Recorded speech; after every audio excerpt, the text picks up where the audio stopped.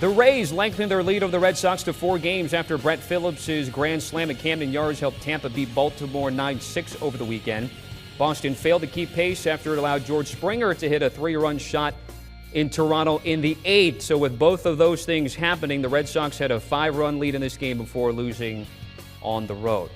Let's take a look at the last 10 games between Boston and Tampa. Red Sox are 2-8. Rays are 8-2. For Tampa, they've outscored opponents by 32 runs, and these stats include a sweep by the Rays over the Red Sox over at the Trop a couple weeks back.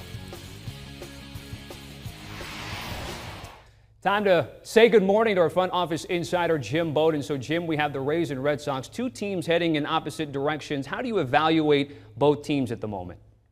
Well, Tommy Trent, I think the Rays are the team to beat right now in the East. No question about that. Their acquisition of Nelson Cruz, I think, a difference maker in the middle of that lineup.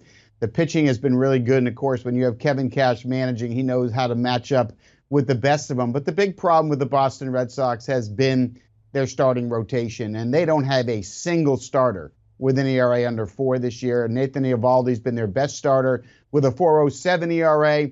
But that's been the biggest problem. And look, they overachieved in the first half. Give Alex Cora, the manager, a lot of credit. He built a great culture, brought that winning culture back. But they overachieved. And when you look at where they are right now, you've got, Erod with an ERA of 5.3. Garrett Richards' ERA is 5.2. Nick Pavetta's 4.3. Martin Perez was so bad they put him in the bullpen with a 4.8 ERA. So that's been the biggest problem that this team's had. They've also struggled at first base. Bobby Dahlbeck's got a -1-2 WAR. Since the All-Star break, they've had no outfield production outside of a little bit from Alex Verdugo. So there's a lot of problems with this team, but help is on its way. Chris Sale expected to be reinstated on Saturday to make that start against Baltimore. Sale has been making rehab starts. He looks good. Struck out 35 guys there in the minor leagues. His breaking ball's been unhittable down there. So they're going to need him. And they also brought up, the rookie Tanner Houck. He did a good job in his first few starts there. So they're hoping that Sale and Houck can help turn this rotation around. But Sale can't get the Fenway packed fast enough. So we're taking a look at Sale here in some of his rehab starts. Jim, what type of Sale do they need? You mentioned what they need in pitching, but they need him to be a 1? Do they need him to be a 2 or a 3? I mean, what kind of Chris Sale needs to be there for the Red Sox to play well here? No, he needs to be an ace. I mean, if he's a middle of rotation starter, that's not going to do it for them. He needs to be Chris Sale. I mean, that's what he needs to be. Needs to be the guy that can stop the losing streak by throwing a shutout. That's what he needs to be. Now, what we have heard from the scouts that have watched his rehab starts is his secondary stuff has been great, and the minor league hitters have had no chance swinging at it.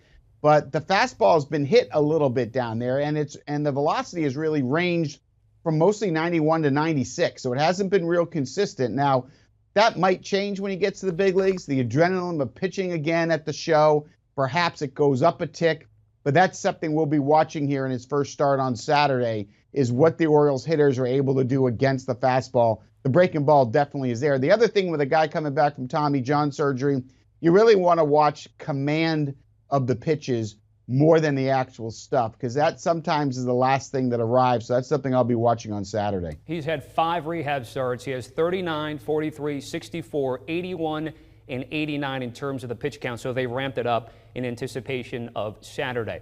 Let's go from the AL East to the NL East, talking about a couple teams also that fit into this segment here, Jim. The Mets are 1-8 in August. They've got a pivotal series against the Nats. Why? Well, not only because it's in the division, but then they have 13 straight games against the Dodgers and the Giants. How do we take a look at New York right now?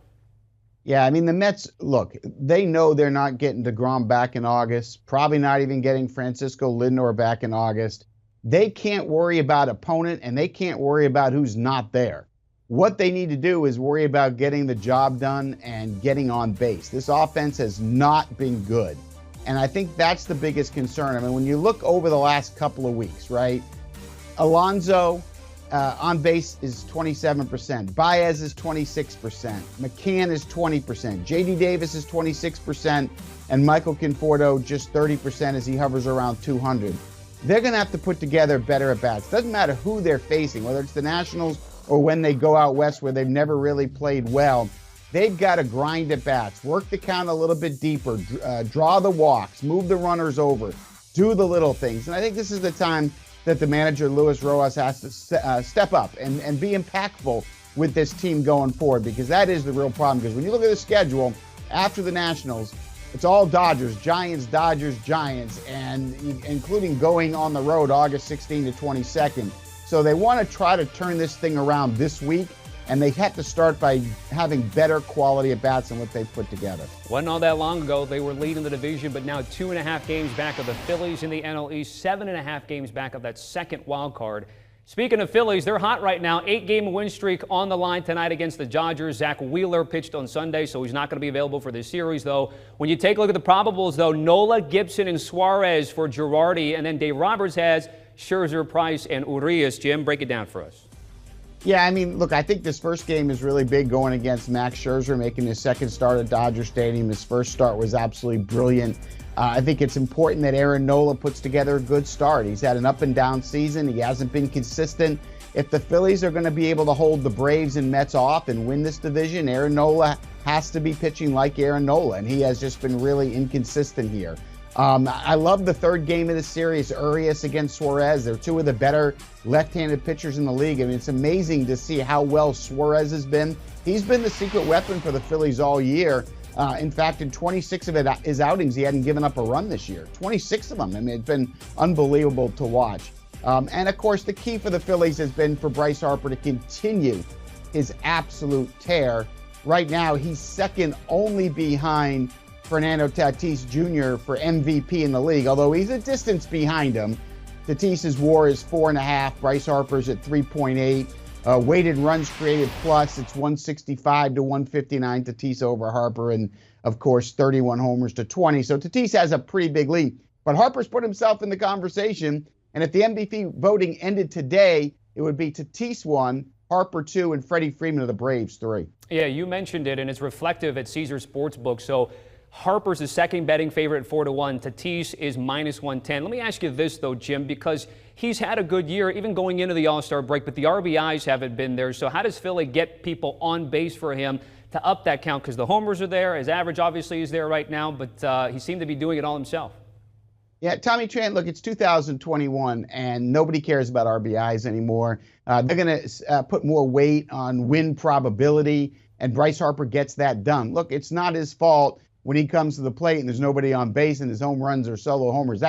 You can't blame the hitter for that. So, look, you know, it's like wins for pitchers. Like, we have to really understand what the stat means. And I think it's more important is what does Bryce Harper do with runners in scoring position? And he does really well when you look at the analytics here. And that's what the voters are going to look at. So, again, no one is going to look at that one particular stat and go, wow, he's only got 45 RBIs. Now, they're going to pay more attention to win probability, weighted runs created plus, wins above replacement. That's really how the 2021 voters are going to, go through the information and make the decision. So that won't be held against Bryce Harper. I think the one area of his game that will be held against him a little bit has been his defense. He's not been a very good defensive right fielder this year, and that does get factored in. So, look, I think he's a distance 2 behind Tatis, but the question with Tatis is, will he come back? When he comes back, does he play outfield? How well does he play outfield? And will his shoulder be good enough for Tatis to finish the season? Tatis and Harper have played similar amount of games to date, but that is another thing that's very important to voters. So we've got a race between the two, but make no doubt about it, Tatis has a pretty good lead, Tony. All right, Bryce Harper, 367, 4 home runs and 7 RBIs during this 8-game win streak. The great Jim Bowden with some quality baseball time. Jim, certainly appreciate it. Taking a look at the games tonight. Not a terrific pitching slate. Really, the Dodgers-Phillies is the best you're going to get. However, our guy Barrett Solis says we'll have football in just a bit, but when I take a look at this, one more note here on the Brewers-Cubs doubleheader. Milwaukee fans stoked about Aaron Ashby's projected start in Game 2. The nephew of the 14-year Major Leaguer Andy Ashby has Aaron the 7th-ranked prospect in the Brewers organization. Do you want a sports network that delivers everything that matters about the game? The highlights, the picks, the instant analysis, no yelling, no fake debates, no politics. Hit the subscribe button and never miss a moment.